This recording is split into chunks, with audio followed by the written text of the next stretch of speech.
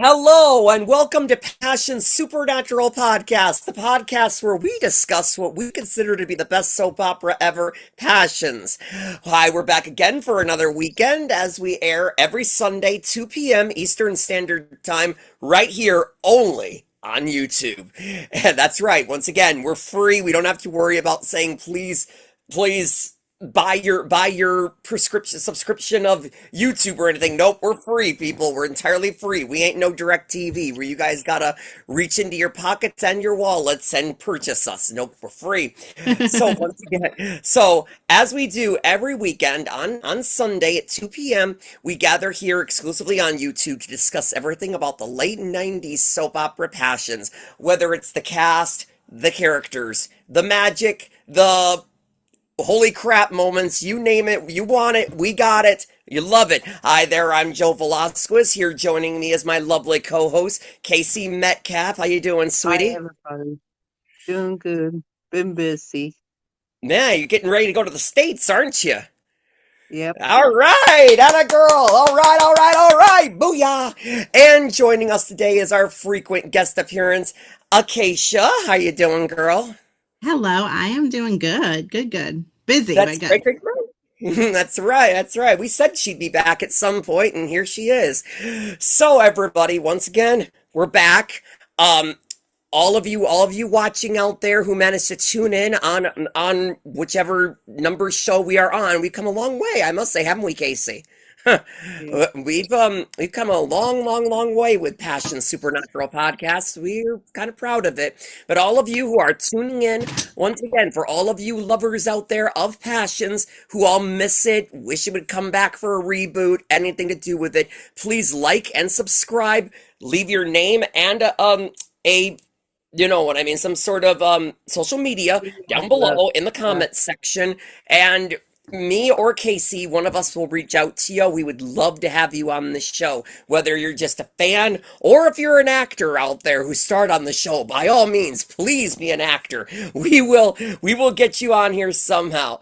That's right. So, where to take this show today, people?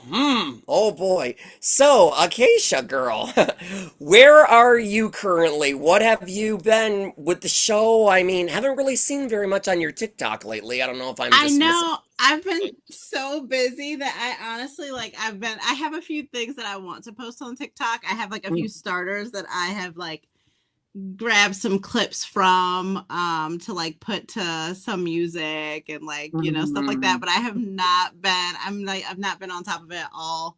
I'm trying to do a where are they now for I've been working on one for James Hyde for forever and a day, but it just takes some time. So I'm Sure. working on it. My TikTok is still, I still like respond to people who like make comments. I actually had a really great comment.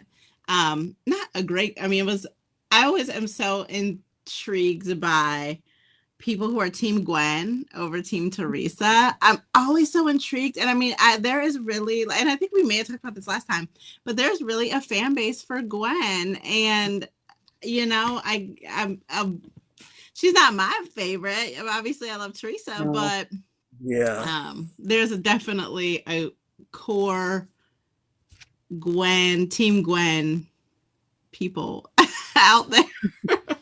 They're out there. They're just rare. They're They just are they're just really rare. rare. They're They're out rare, but there. they are, Absolutely. and they, well, they're and they will really, really hardcore defend Gwen. So Hmm. yeah, for sure. So where am I? Okay, so I'm not gonna lie, I have only watched a few episodes. I'm still in the 500s. I'm still kind of, how Passions just drags. It's great, but it drags. Like you'll be, watching, like they'll be at Warlock Island for 3 months or something, and it's Or the I mean, equivalent yeah, of like two I think days. it was I think it was Galen Gary who actually mentioned something like that. I don't remember where.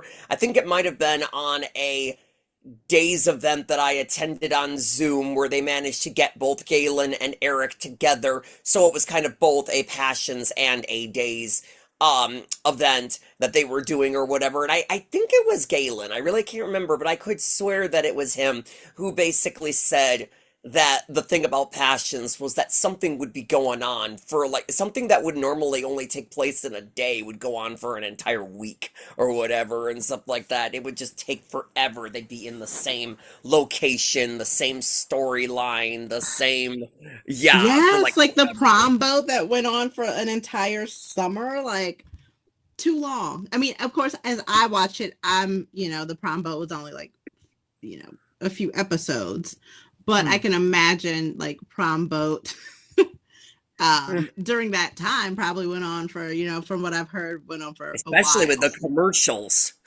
Oh my gosh, yeah.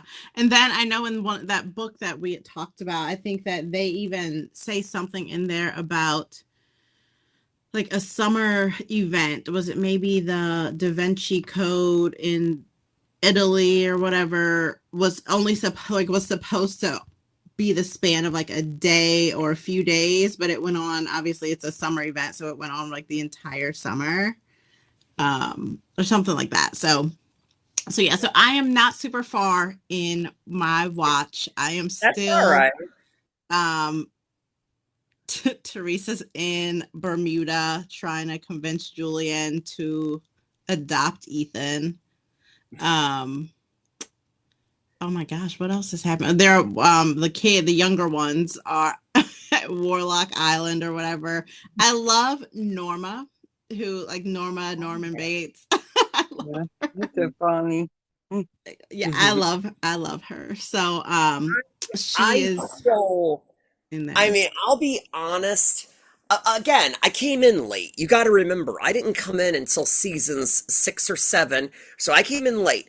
But even by watching from then on, I still had a very, very, very, very difficult time knowing who in the world Norma and Edna were and everything. Because, like, when I very first saw them on the show, because once again, I repeat, I came in late, so I missed a whole bunch of their story of like who they were and where they come from and what exactly their purpose on the show was. But by the time I started watching, it was really, really, really confusing as to knowing like were they Tabitha's enemies or are they good guys or who exactly are they? And then towards the end, which you're definitely nowhere near, but towards the end it really, really, really felt like, I mean, I don't know, Casey, I don't know, I don't know what you think. You were watching the show longer than I was. You watched it from the beginning, Casey,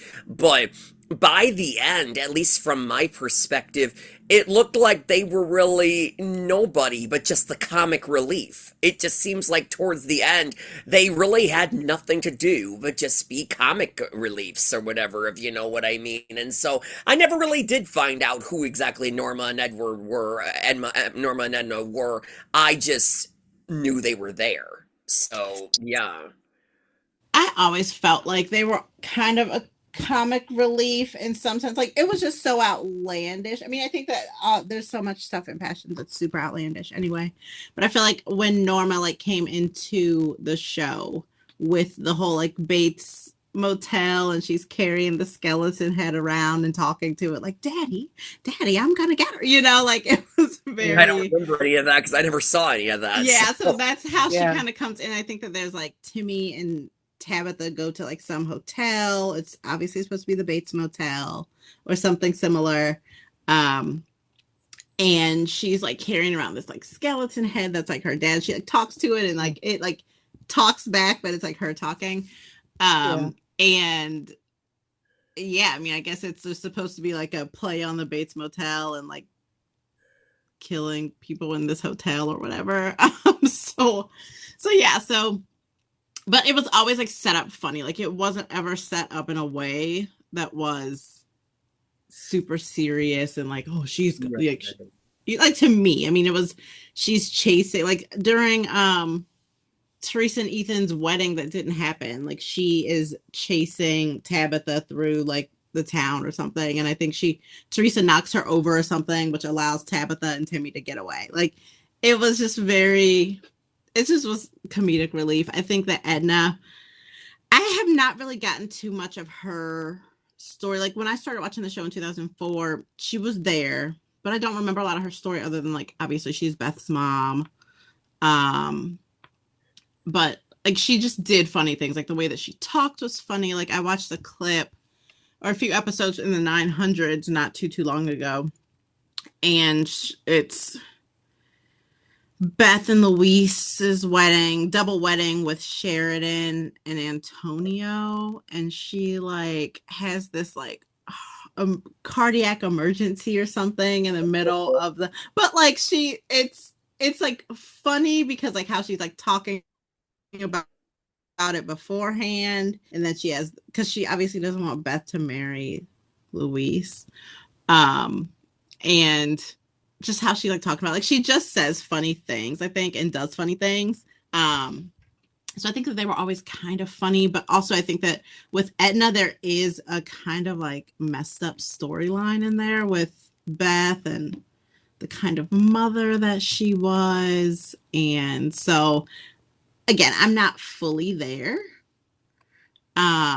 but you know, I can kind of speculate based on like having seen it in the past and what I remember from like all the way back then. But yeah, so like Mhm. that's kind of where I am. I don't know. Like my biggest, so someone in like one of the Facebook groups posted something that like really I thought about like the ages of the characters. And I guess there's maybe like a wiki page or something that you can find the characters' ages. But like, so I guess when the show started, Teresa's supposed to be 17. Casey and I, we And were talking about that. yeah, Yeah. yeah, like she was supposed to be 17, and Ethan, which I kind of like, obviously context clues, like you can kind of put it together, like she's in high school still, like she even makes a comment in later episodes about being 18, and that's like 2 seasons later or something. Yeah. Or a season or so later.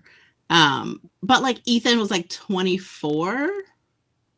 I think his birthday is like in like 1975. It was supposed to be like 1975 when the like That's that's the that's thing a about soap huge operas. age Yeah. gap. Like, oh my gosh. So I like never, I guess like, I mean, it's something I had thought about for a while. Like, it also helped me to kind of like, when I think about like the crazy stuff that Teresa did, like, she has this like 17-year-old brain that's like, oh, this is totally a good plan. Like, I'm totally gonna, do this. Even like throughout the show, I mean, I guess if you think about, if she's 17 when the show starts, by the time the show ends, she's still like mid 20s at least, mid to Yeah. late 20s, Casey and I like actually, when we were watching the final season, Casey and I, we were actually talking about that. Because again, you got a long way to go, so you don't entirely know exactly what I'm talking about here. But it was just that so many seasons had gone by and so many years had happened, and I guess in a way, I mean, this is something about soaps, I suppose. I guess even though soap operas do have the ability to do giant year gaps or whatever before you know it, like somebody can be this old at one point and then the next thing they have like extremely aged or whatever, but at the same time they are supposed to be following a realistic year because when we are celebrating New Year's, so are they, or yeah, whatever. Yeah. And so that's what it's like when we have the holidays, they have the holidays. But like I said, they're able to stretch these characters out and make them older than they were, what, just a year ago or whatever and all that. But I remember saying to Casey, once again, you don't know what I'm talking about because you're not there yet, but just of how long Passions was on, and like you mentioned, it was totally obvious that Teresa had aged within that time frame, but I was like, because you're right, she seemed like a 17-year-old in the beginning of the show. Well, by the time you get to what would turn out to be the final season, she definitely was in her mid 20s, and it just all I could think of was watching the show. I was like thinking, Teresa, come on, seriously, you still believe that fortune, I mean, I'm sorry, that fortune tellers are real and that psychics are real and that you really believe that they're gonna actually really help you get Ethan. Come on, you're just getting yourself into hell. That's all you're doing. You're gonna get your ass busted for crying out loud. You're supposed to be older than this now. I Come feel like on. Teresa also was just Mental. like a stunted mental. Like if you think about like all of the stuff that happened like when she was like 17, 18, like I feel like she's just like, that's my therapy brain talking, but I think that she's just probably stunted, honestly. But because like this whole town, and I don't know if I've said this, I may have said this on this podcast before. If not, it's something I thought about. Repeat. Like That's what we do. Harmony is totally one of those places that like literally everyone should have left this town. Like everyone should have left this town. This town is a shit show. Like you have tsunamis that happen on the East Coast, which like never happens. You have someone stealing embryos. Like that alone, I think I would have, if I was Ethan and Gwen, I would have sued the hospital and just like been rich and whatever. Like 1000% they should have sued the hospital. But I mean, just so many like bad things happened in Harmony. Like it almost reminds me of That like was the Grey's point. Anatomy, where like I would have never stayed working at Grace Sloan Memorial. Like I would have left after the first, like someone after, I don't know if you watch Grey's Anatomy, after someone came in with a bomb in their hands, like I would have been like, you know what, this is not the job for me.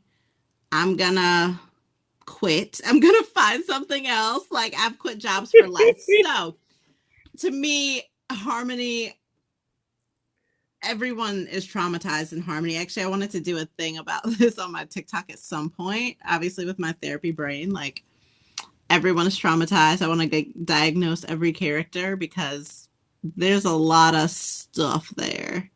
Nah, it's like I always, you both will get a kick out of me, out of this when I said this. I said the same things growing up watching Mighty Morphin Power Rangers. I would say the same thing about that or whatever. I would always say, if you live in Harmony, if you live in Angel Grove, you better have some insurance. I mean, I swear. Exactly. Like you better have some insurance. You better, there's a nurse monkey walking around. Like, Yes. like it's just, this town just has the you go to prom and your boat sinks. Like And every before bad thing you that know could it, happen in this town has happened. You should move.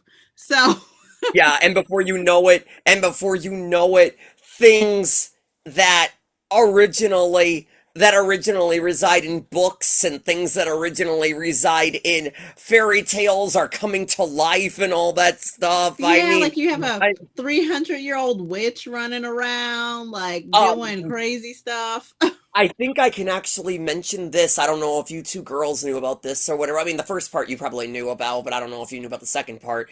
Is just from what I read, was that because I mean I'm sure you might have noticed this. I could swear that it had to have been about the third episode. It might have been the second, but I believe it was the third.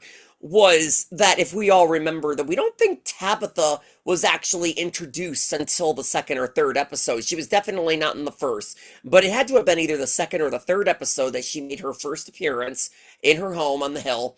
And and I read this somewhere because as we all know, I've mentioned this a number of times, and you two might know about this, that Passions is the same guy who came up with Days and all that stuff, and that the show started off as just your typical everyday soap opera, and it wasn't until later that James E. Riley said, we need a witch in there. And so that's how Tabitha came to be. And then before you know it, Passions became a supernatural soap opera and everything that was extra. I mean, I know they're out there. Don't get me wrong. I know they're out there, but Passions had to have been the most unrealistic of all soap operas to exist. Like I said, I know Yep. there are unrealistic soap operas out there, but Passions beat them, if you know what I mean. Like, oh my God, they did not hold back from being unrealistic. I mean, again, there's Dark Shadows and all that stuff, and I mean, I don't know if Charmed is considered a soap opera. I don't know, but things No. like that or whatever. Oh, it's not? Okay. stuff It's like that or beautiful. whatever. But Passions really just went full buoy, if you know what I mean. It was really, really, really, it was almost like it knew what it was doing, that it wasn't going to be your mother's soap opera, as Eric Martsolf put it, and stuff like that. I mean, it was really gonna It's put you in the fires of hell. it's definitely ain't mine. Mom's favorite soap opera. I know, as you mentioned, as you told me, yeah. I think that it's cool that like Passions kind of like went in between, like it like you had like your stuff that was super like not realistic, and I mean I don't think any soap operas, I mean there's some that are like kind of realistic-ish, like grounded in like reality and like things could actually maybe Yeah. happen, but I feel like Passions like kind of was like these two worlds where you had like the supernatural stuff that like obviously isn't, for real, like the sci-fi type deal, and Mhm. then some parts that were somewhat grounded in reality too, so it's like you have like witches walking around and people doing Ah. whatever's, but then you also have like other people who aren't affected necessarily by that as It much. just So really, it just really, it just really, really, really blew me away of how these characters, when they very first, when they very, very, very first find out what is happening around them, like they actually find out that they are in the presence of a real witch.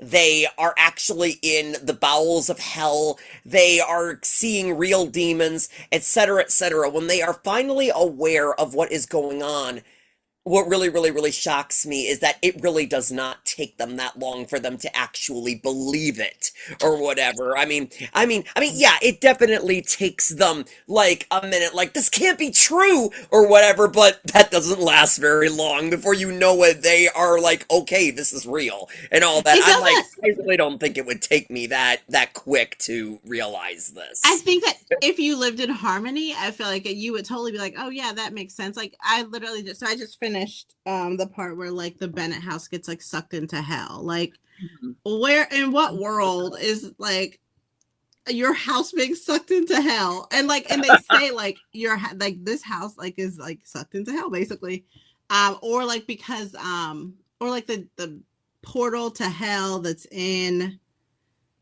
K, is it K in, no, Charity's closet, K's closet, somebody's closet, Charity Charity plot. Charity's closet, like Mhm. like I feel like I would have probably been like something's wrong with this town, like so if at the end, and I assume that's what it sounds like, everyone finds out that like they have been in the presence of a witch, like I would be like, oh wow, that like really explains everything that has been an absolute shit show throughout these last 9 8 9 years, because where does this actually happen, where That's like what. Yeah, I mean, that's kind of what it was. The way you're talking right now, I mean, again, you're not there yet, so you'll know what I'm talking about. I mean, you got a long enough way, you'll probably forget what I'm saying right now, so it's not like it's a spoiler. But it's just, that's what it was like for Miguel number two, back then known as Adrian Bellani, but now known as Gerardo something or whatever. That was kind of what it was like um for his exit from the show. I mean, it was kind of obvious or whatever the way they made the character exit. It was kind of obvious that they were setting up for a recast. It was just it yeah, was it was like because I mean his exit was towards the end of the final season on NBC and he came back on DirecTV. So it was like I was like watching this and I mean, back then I didn't know, but nowadays that I'm so more into soap operas and I know now how they work. Because again, once again, I repeat what I've said before. Passions was my first. I didn't know how soap operas ran back in those days. So back then I did not expect that it was going to be a recast. But nowadays, if I look at it now, I'm like, oh, doy, or whatever. It's just kind of obvious. But anyways, back then or whatever, it was really, really, really interesting that they actually have Miguel having experienced a thing, a super, a number amounts of the supernatural stuff, and it really, really makes him believe that he's going crazy and all that stuff, and he thinks that he's going out of his mind. He even goes as far as to get a therapist and all that kind of stuff because he really thinks that he's going crazy. He just doesn't believe that this stuff really exists and he thinks he's going crazy. And then on his very, very, very last episode, because I mean, like I said, it's so far away, you'll probably forget about this. But basically, his exit was going to rescue Endora. When Endora was being kidnapped, he basically ran off and got himself captured by the dark side as well, trying to save Endora. But basically, just the way, I'll never forget it, because you gotta remember, once again, Miguel became my favorite character, so I can remember these lines very well. I'll never forget when Casey and I had Christopher Malecki, Spike, on the show. I actually recited a few Miguel lines and everything, and Christopher was like, it's almost like I was watching the show or whatever, and so that's how well I can remember these lines. But even Miguel, when he very, very first discovered Tabitha was a witch, but so was his fiance Kay and all that stuff. I mean, just like you said, or you would basically be like, oh, well, that makes perfect sense. That's exactly how he reacted. Like, that was basically like, oh my God, that explains everything that's been happening here. I mean, the prom boat disaster, the asteroid on Warlock Island, Charity's closet being a portal to hell, zombie Charity and Norma and Mrs. Wallace's head switching. It's because you guys are witches! Yeah, You know? they should have known. They should have known something was up with this town. Like that, there was some weird stuff. And then it's even more interesting because once my favorite Miguel, unpopular opinion, appeared on the show and everything.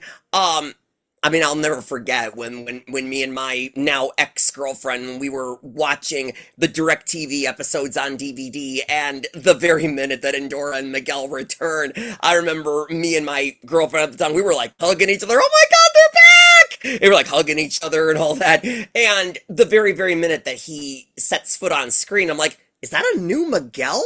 And she's like, I think so. And so, I was obviously getting used to it with a new Paloma, but now they all of a sudden have a new Miguel, and at least did I expect that he would become my favorite of the three, and he would make the character my favorite. But, I mean, again, it was really, really, really, really interesting that having Blair up here as the new Miguel and everything, and that he doesn't remember anything because the dark side had completely wiped his memory, and he did not remember anything that had happened. And it's not until Kay accidentally restores his memory, trying to make him, because it was once again just like Miguel number 2 or Miguel number 3, because it's even worse now because he doesn't remember anything. He thinks that he's going crazy again. He thinks that he's absolutely going out of his mind because he cannot remember where he's been for the last freaking 6 months. He cannot remember where he's been, and Kay basically tries to get him to forget his worries and accidentally restores his memory.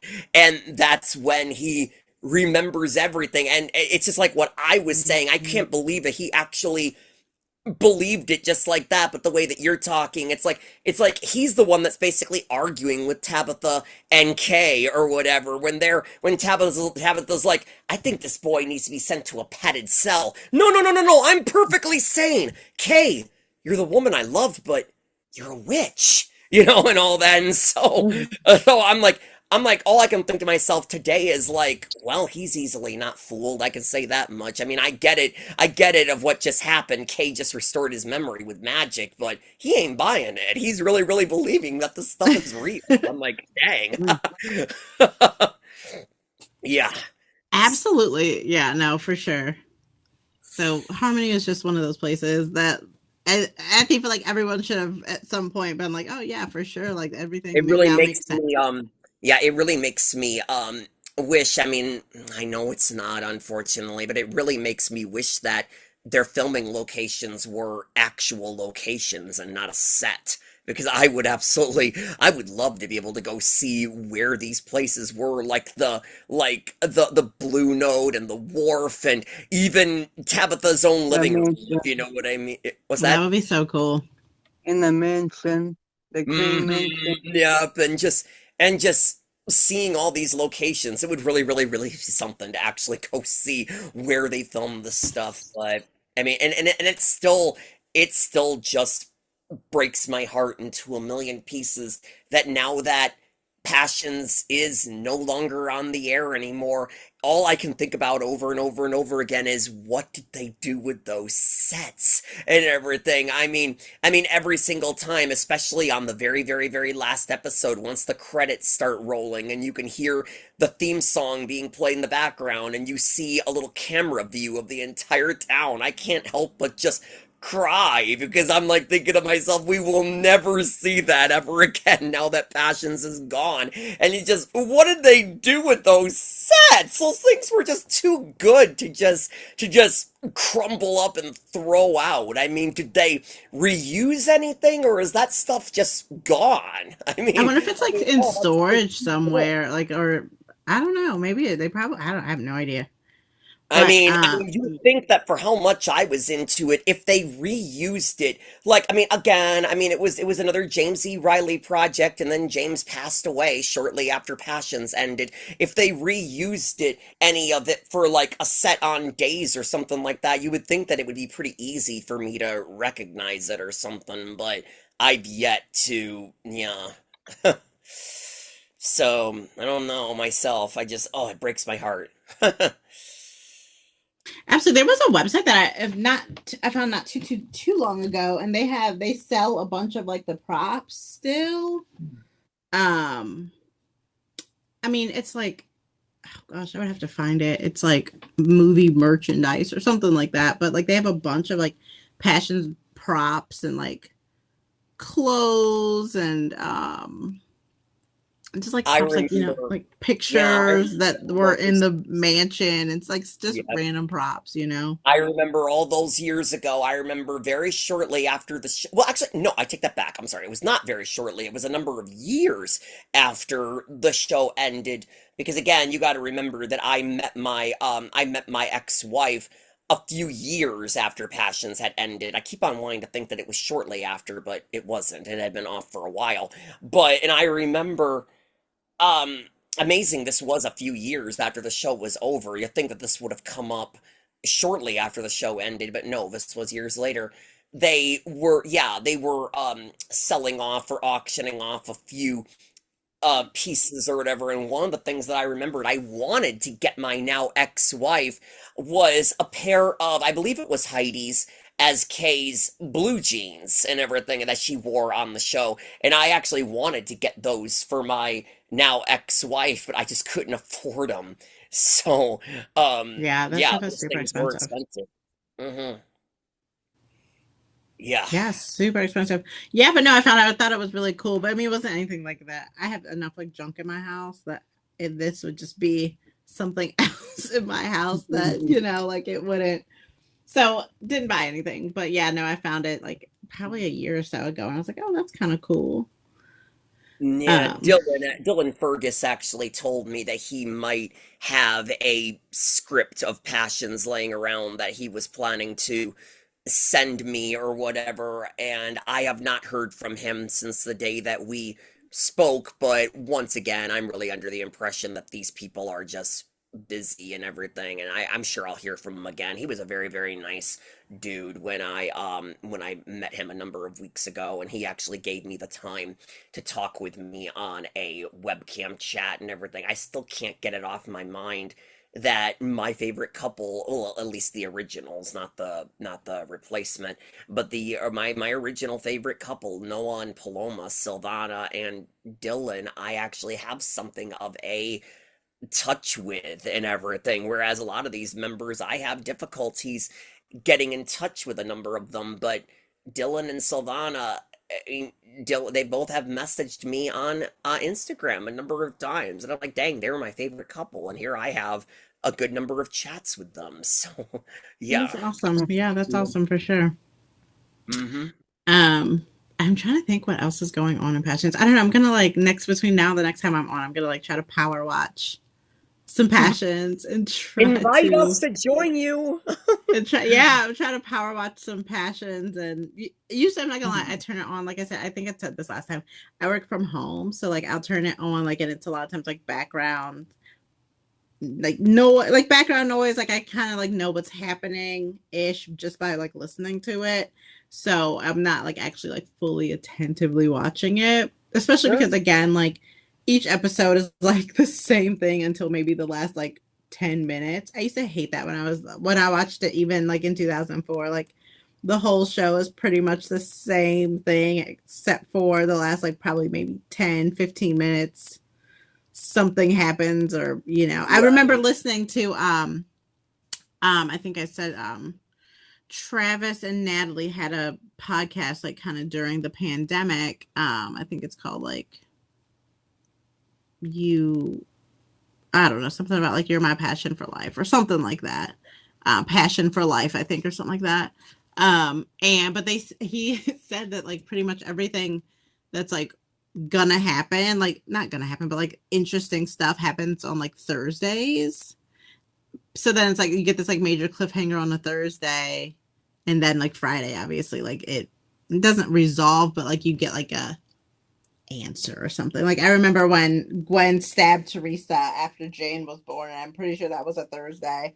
And like, but it ended and it cuts away, and it's like, oh my gosh, does Teresa die? Like, is she dead? Of course, like Teresa was like carried the whole show on her back, so no, we knew she wasn't gonna die, but uh but yeah, like, and I remember like I think the next like episode was that Friday, and it was like, oh, like no. But then they had another cliffhanger, and it was like Christmas time, so I feel like they went on like a Christmas hiatus or something like that. Because I remember watching this with my mom as I was like wrapping presents, and yeah. Anyway, all that being said, I'm rambling. Thursdays are when big things happen, and then they are like big questions are asked, and then answers on I don't remember Fridays, that. That's somewhat. interesting because I never noticed that cliffhangers were on Thursdays. I never noticed that. I would have Yeah. never known until like listening to that podcast when he said it. Like he would say, like, Mhm. we look at the script and like Thursdays were like this big deal episode, and then, so Yeah, it's kind of like, it was also like that. It was kind of like that with what Eric actually said or whatever. I don't know if this was a podcast, but it was, I mean, I don't know, whenever these people do these interviews, I never really know, are they podcasts or are they just interviews? I never really know. But Eric one time actually mentioned or whatever that with him with him he he um he actually noticed that with his appearance, with his debut on the show, that unlike his character of Brady or whatever, it was like an overnight kind of thing or whatever. I mean, here you are, you're like saying that Travis had mentioned that there would be cliffhangers on Thursdays, and then that Friday everything would be a wrap up. Well, with Eric actually appearing as the new Ethan, it was basically an overnight thing. He basically said that one day they saw Ethan, and then the very next day they saw this guy, Eric, and all that stuff just really quickly overnight. Whereas he mentioned that with Brady, the character of Brady had been away for a number of years before he actually took over. So his big return was him as the character, but Ethan was just do or whatever. So whether that was on a Thursday or not, I do not know. I just know that it was 2002 when Eric made his debut, and so and that was like I said, it was just he mentioned that it was an overnight thing. One day they had Travis, the next day it was Eric, and as I've mentioned before, he was the very first. The role of Ethan Winthrop is now being played by Eric Martzoff. He was the first that I got can't that wait to going. get there. I just love that voiceover. I wish that more soap operas did that. I mean, there's been a few, but they don't all do that. And I think that's a great way to really you know, get a new actor's foot in the door. If the audience knows, okay, the role of so and so is now being played by so and so. Yeah, yeah. And I mean, they only do that. They only do that if it's like all of a sudden there's a recast. If a character has been away for a while and then makes a return and it's a different actor, they don't do that. But if it's just the next time you see a character and it's a new actor, they make that announcement. So, They did that when they was ready to execute Teresa. That's right. I remember. Yep. Yep, Eric. I love the way that it's a crack up. I mean, the way that Eric explains that experience, because that, like you said, Casey, that was his first day, and Eric's like Eric was on the set. He's like, okay, who's being killed and who do I love? The girl right there in the gurney, Annabelle Lecter over there being Mm, executed. mm, Like, okay, that's some way to join a show. The woman I love is mm. being executed.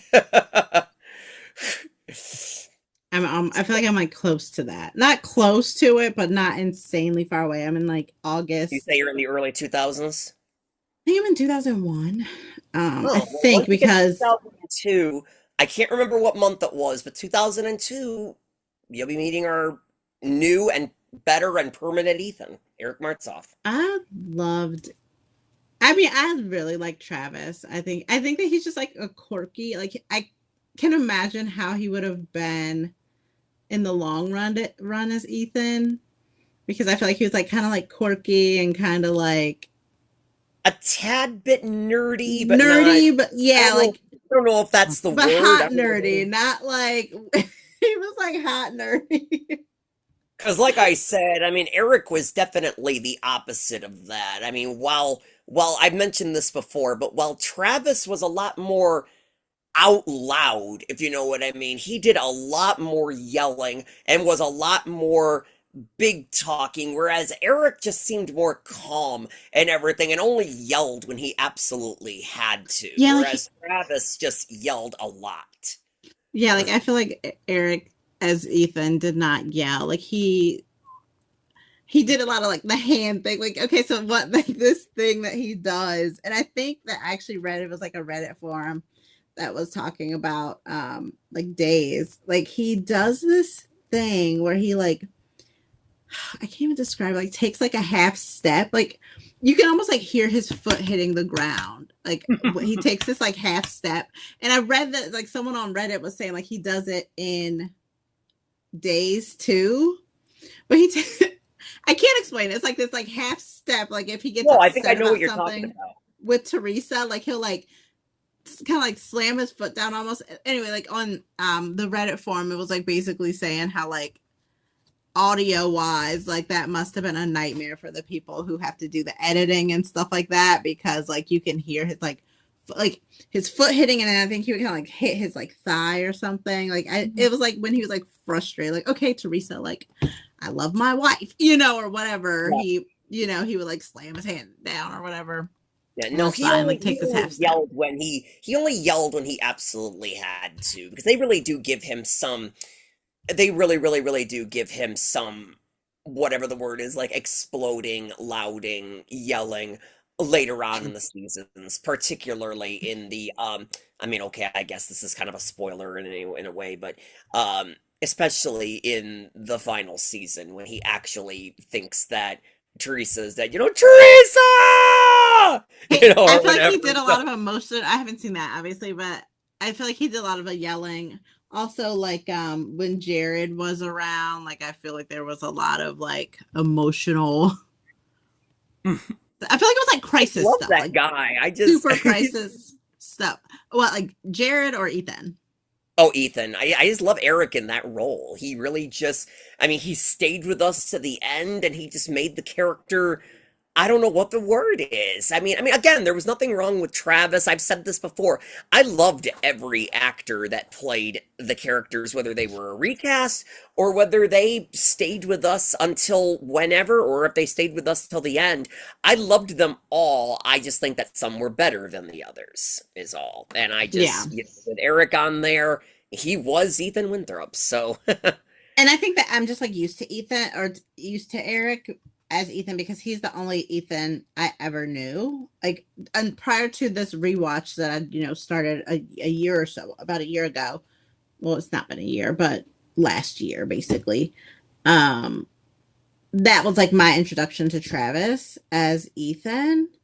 But I had always known Eric as Ethan. Like I said, I started it originally in 2004, and so I only knew Gwen as Liza, Ethan as Eric as Ethan, Fox, Justin. I mean, I only knew Like, these people. it seems like most, maybe not all exactly, but even if you watch the show from the beginning to the end, and again, I came in like season 6 or 7, one of the two. It seems like most fans remember the cast from the middle, it seems like. I mean, it really just depends on how picky you are with the castings, because most people love Jesse as Miguel, and they love, I don't know, like, they love Molly as Charity and stuff like that. I mean, duh, totally. I much prefer Molly over Christina, but and stuff like that. But it seems like that once the show came to be Heidi as Kay, Adrian Gerardo, whatever his name is now, as Miguel, um, uh, what's his name? Crap. Mark Cameron Weistrack as Fox, Eric as Ethan, and stuff like that. Once that cast all came about, it seems like that's what most people remember or whatever. It seems like that's just something that I've kind of noticed or whatever. I mean, hardly anybody remembers the final cast, because once again, the final cast, people just didn't care for it, even though that was my favorite season. The final season, people just didn't like it and all that or whatever. Um but and I mean, you got obviously, you got your lovers of the opening cast and everything. They all love Jesse, and they all, stuff like that and everything. I think I think they're just picky on the castings, but it seems like the final cast, nobody really cared about it. So, I feel like also Passions like kind of hit its not peak. Like I'm not gonna say hit its peak, but like I feel like when I think about like the golden era of Passions to me was like that 2004, 2005, like around the time it might have been even earlier, maybe 2003ish. Like when they went to LA and like all that stuff happened in LA, and then like Teresa Steele and the embryos and Jesse. I just feel like that time period to me when I think about Passions was like a good, like that was like peak.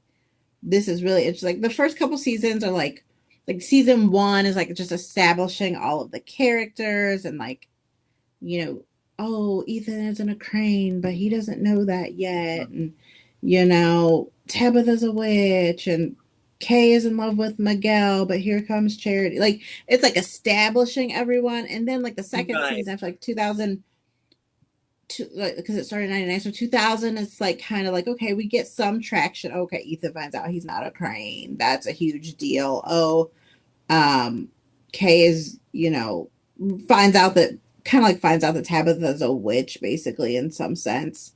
Um, like just that there was like a lot of like, okay, build up, like, okay, we have a little bit of traction here for like these major storylines. Then you get to 2001, some like major stuff happens. Obviously, Ethan and Teresa's wedding doesn't happen. I feel like the baseball scene happened in 2001. That was great. Sure.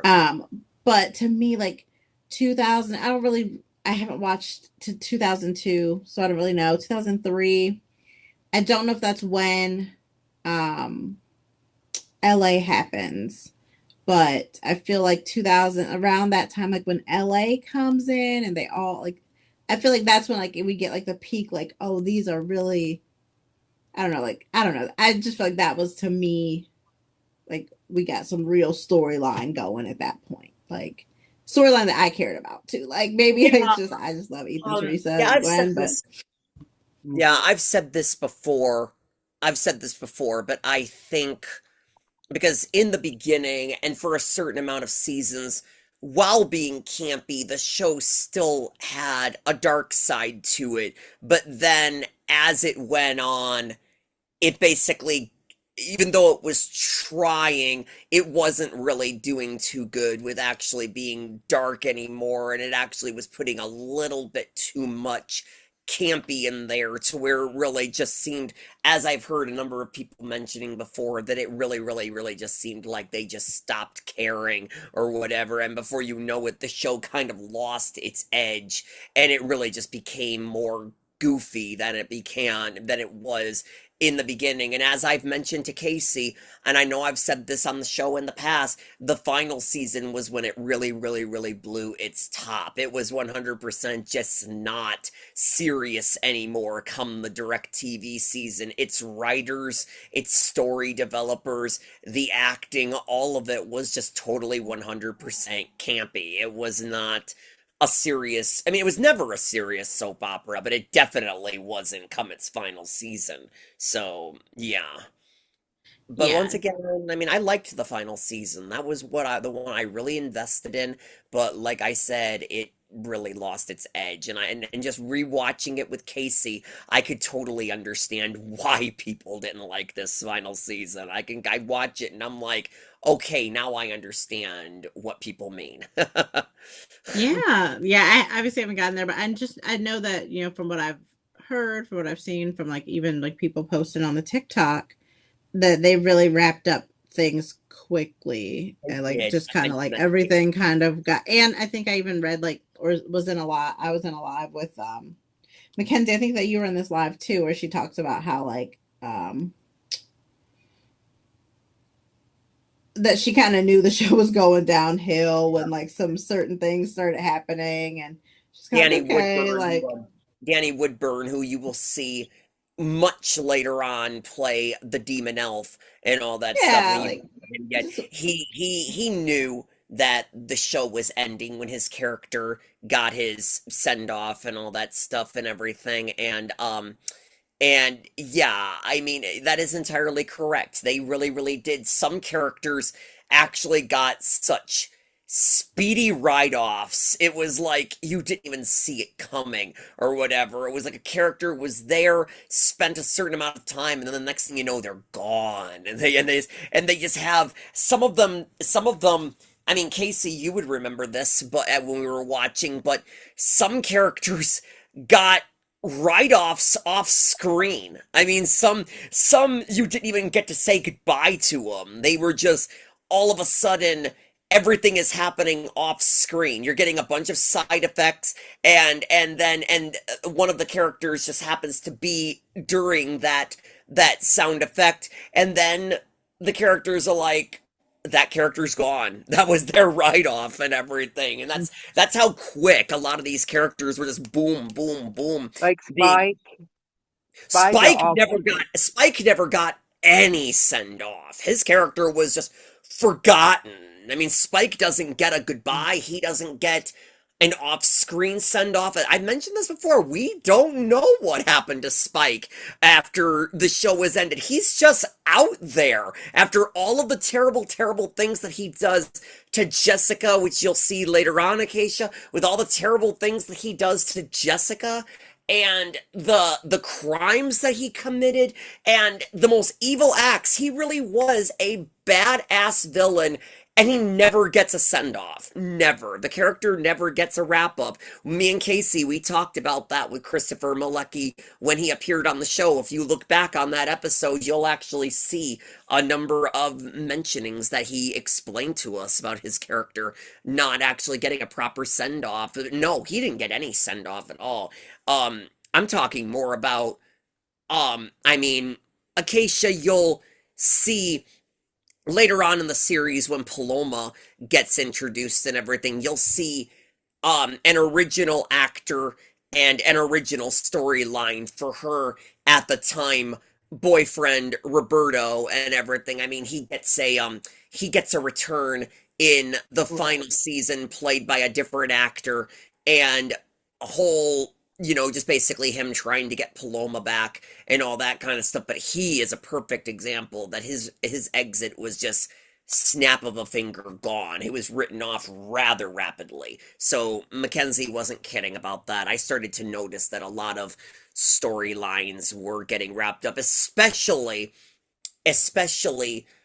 I mentioned this to Casey when we were watching at the time, and Casey even saw it for herself and everything that at some point in the final season, the show was reduced from 4 days a week to 3 days a week. And before you know it, it was going from Monday, Tuesday, Wednesday, Thursday to Monday, Tuesday, Wednesday. And when it was getting cut to shorter numbers of days, it was just becoming more and more and more obvious this show is coming to an end.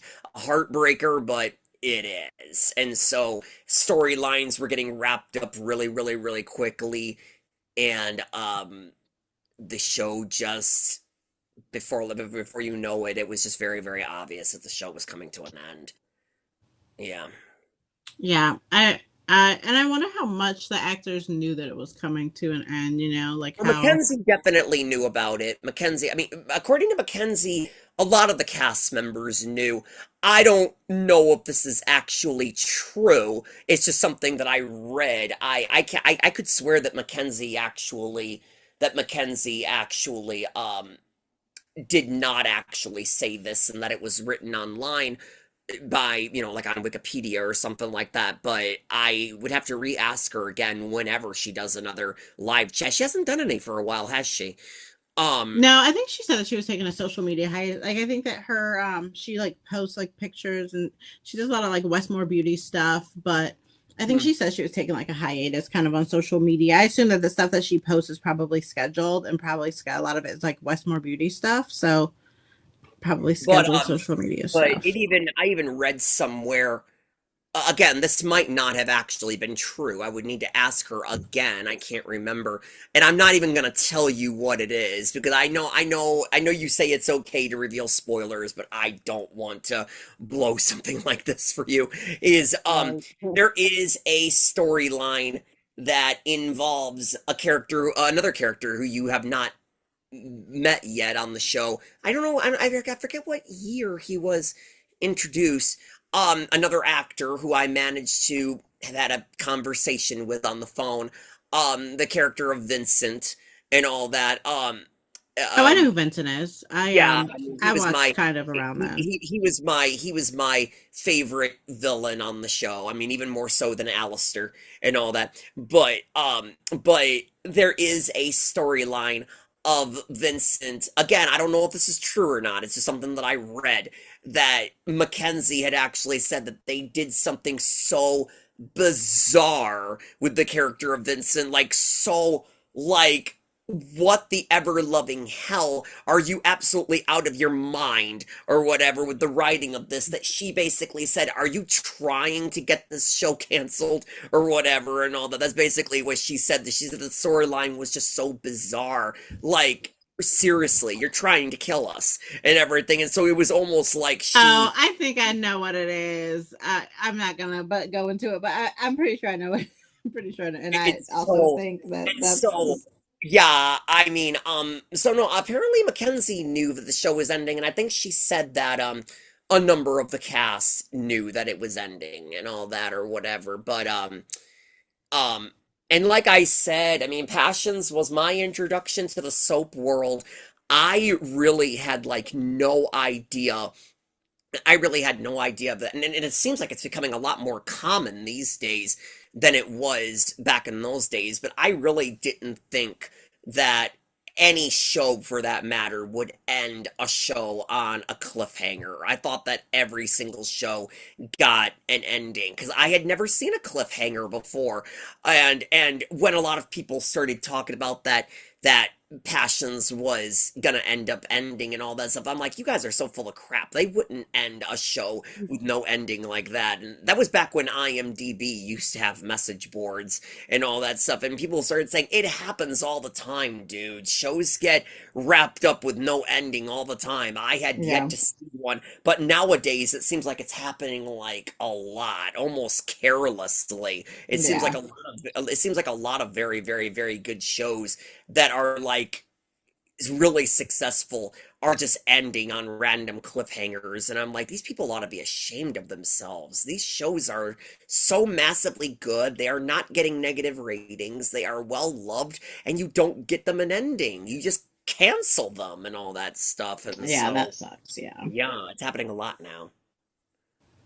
But Yeah, for luckily, sure. Passions got an ending. It was unfortunately, it was sad for all of us fans, and it got a happy ending. But it just, ugh, yeah.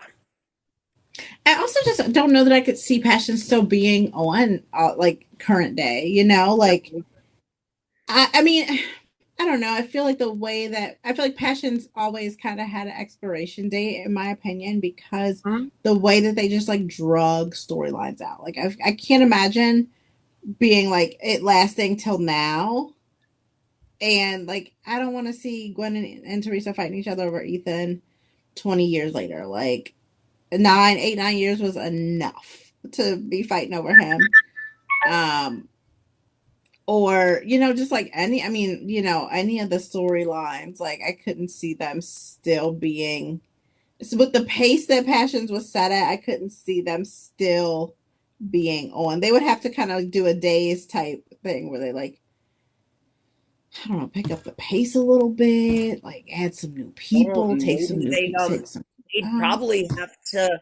It's funny that you actually put it like that, kind of a days thing, if you know what I mean. It's kind of interesting that you mention it that way because I'm starting to think, well, they would probably have to stretch out the kids. They would probably have to do a giant time jump and just take us somewhere out of nowhere, and the kids are older, and some of the actors maybe I mean well, again, I mean what am I talking about? The reason why we had those cast members on DirecTV was because the actors re-signed their contracts and everything. I Mhm. mean, if they wanted to leave, they would have not done that. Whereas what I'm about to mention, kind of like what they did on Days, that was a different story. Some actors were fired, but a lot of the actors chose to continue the show when they did that time jump. So what am I talking about? But all the same or whatever, I mean, just the way you're talking, I guess in order for it to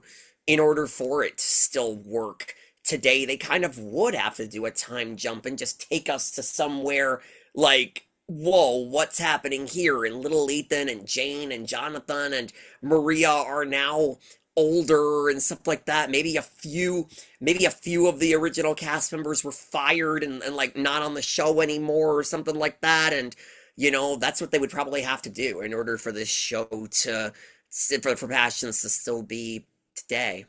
So 'cause that's what they did on Yeah. Days, and look at it, it's still going. And that's why I actually was about to say, well, if you say you can't see Passions going on today, look at Days. But now that I think about it, never mind. I'm actually not gonna say that because I forgot that Days is not a campy soap opera. It may have been by the same guy who created Passions, but it was not. It still has its edge for it. So, Hmm. um, yeah, there's actually a good number of times to where on Days of Our Lives, whenever I hear that a very, very, very, very popular couple or um has either gotten fired or a certain character died or being, yeah, huh?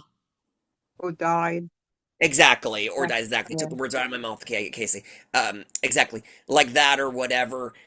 I keep on thinking to myself, okay, seriously, you're letting go of way too many actors, or too many actors who are too popular are deciding to leave and not renew their contracts. I think this might be the best time to end the show, but they don't. They still have it going. They have no plans of canceling it anytime soon, and I just keep thinking to myself, the show just ain't gonna be that good without these specific characters, and I kind of think of it that way a little bit with Passion. Some of those characters became just so loved and everything. That's why it was a total shock to me when Chad ended up, his fate and everything. Again, back in those days, I really didn't know that they actually got rid of prominent characters on shows. I didn't know they did that back in those days. And so seeing how big Chad was of a character, and I remember asking on IMDb, is Chad really dead or is he going to be back? And they're like, oh, no, no, no, he's dead. And so I was like, oh, dang, I didn't know they did that sort of stuff. And so